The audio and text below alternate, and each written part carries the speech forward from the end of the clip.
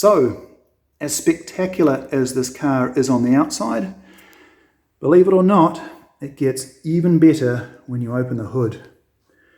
This absolute jewel of an engine is called a Cosworth GAA. Now this engine is obviously designed by Cosworth, but it's built around the English Ford Essex V6. In the previous version of these cars, the RS2600, it used the Cologne V6, the German V6, which, hence the name, was only 2,600 cc's, and in racing form could only really be stretched to about 2,900 cc's.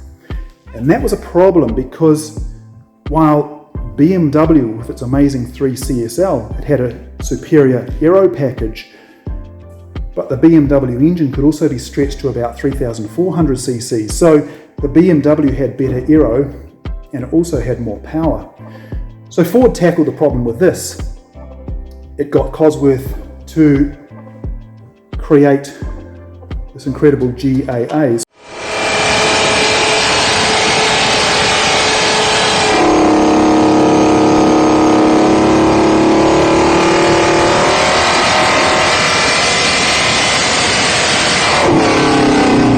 In stock form, the Essex V6 is just under 3,100 cc's.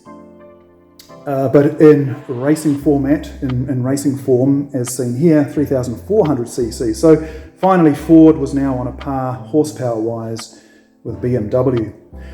Now while the Group 2 touring car regulations required the factory block be used, the rules regarding cylinder head design and intake manifold design were actually completely free.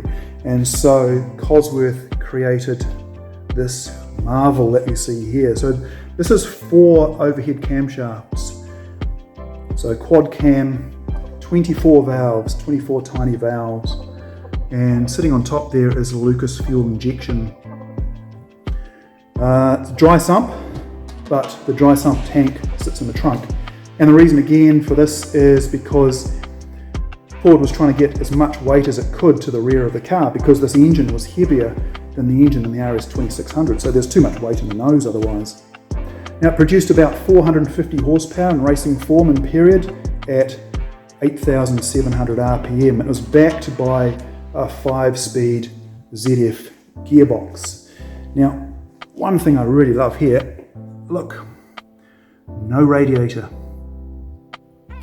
And that is because there are twin radiators hiding down here on either side in front of the rear wheels,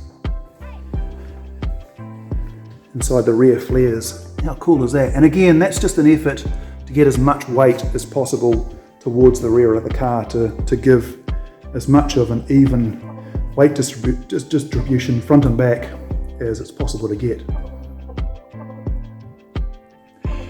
Now in late 1974, 2 of these RS3100s, including this car, were sent to South Africa for the Kyalami 9 hours.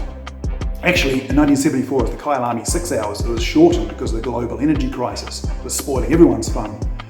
Anyway, Canadian-born Australian racer Allan Moffat, who was a Ford factory driver at the time, he knew about these 2 cars in South Africa and he was convinced that he needed one of them to take back to Australia to race in the hugely popular sports sedan ranks. He convinced Ford Australia to buy this very car right here. The sum paid was Australian $30,000, and this car became the direct replacement for Moffat's 1969 Boss 302 Trans Am Mustang, which he had been racing from new and which was gifted to him by Ford.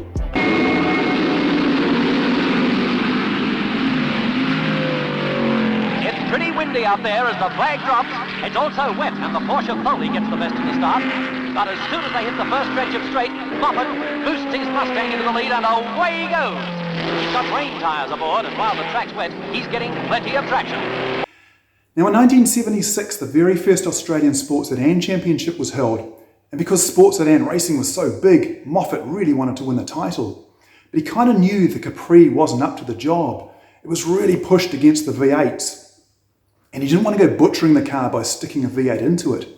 So what he did was he went to the USA and he brought back with him one of the latest tube frame decon Chevy Monza IMSA cars. He used that car for the first 3 rounds of the championship, won 2 of the first 3 races, and he built up an early points buffer.